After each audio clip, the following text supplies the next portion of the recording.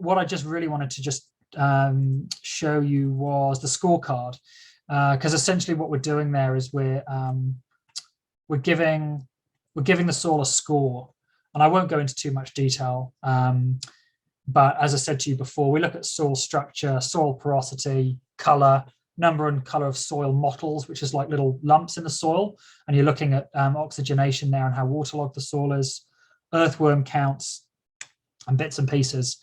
And then you give this is a form you fill out, and then you do a bit of maths, which is also good for the school kids, and then you give it a ranking score at the bottom. And the concept of Soil for Climate is that we'll come back to these locations in future years. So I'll come back to Jess Barnes, and she's due for a retest soon. And we'll test it again, and we'll see what's changed. Has the soil composition changed? Have the number of earthworms changed? By now, she will have put on some compost as well, so we'll factor that in. She's recording what she's added. She'll have also planted plant species and so on. So we'll record what's happening in the site, and then we'll take measurements from the soil. As well as the visual soil assessment, we do a standard lab test. So this is where you just bag up a whole bunch of soil, you send it for a lab test, and they come back with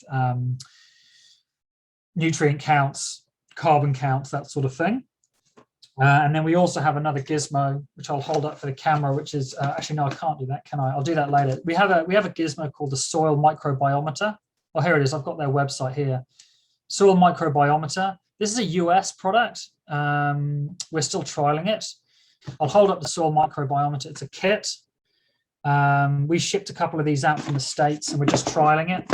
Again, it's quite good in terms of education resource for young people. You get cool stuff in it, like little pipettes, little test tubes. You make up a solution of the soil, and then I assume it's a version of the litmus test. So it tests acidity and other bits and pieces. You get these little cards, and you actually use your telephone camera to take a photograph of this, and the app tells you your fungal to bacterial ratio and all sorts of other things, which I'm a little bit skeptical of. I'm thinking, how can it do it by the color of the thing? But some very reputable parts of the organic movement in the US, the Rodale Institute and others, have actually endorsed this. So we're running with it. So as I said to you, that's really about trying to highlight the role of organic production and regenerative practice in building soil carbon. We're hoping we're going to demonstrate that it does actually build soil carbon. I describe it as quasi-scientific. I mean, some of you are probably thinking, oh, this could provide, some great evidence for the benefits of organics. Unfortunately, we're not doing it with, full scientific rigor. So it's really more of an educational thing. So that's Soil for Climate. And I want to thank Zane for encouraging me to come on and talk to you guys about it, because one of the things that we want to do is expand it to Auckland. We have 5 sites in Wellington, and Kelmarna Gardens are keen to be a test location. But one of the challenges we have, particularly with the COVID alert level restrictions, is I can't physically come up to Auckland. We don't have a foot on the ground in Auckland. So one option is for us nationally to work with you guys locally to see whether we can get something up and running in Auckland in terms of test sites. I would say we've also struggled to attract enough philanthropic funding. We were hoping on getting some grant funding, but a lot of grant funding has shifted priority in the last 12 to 18 months. So we've not been able to attract that, which would have allowed us to actually hire. It would be lovely to actually hire a part-time educator to do this work for us.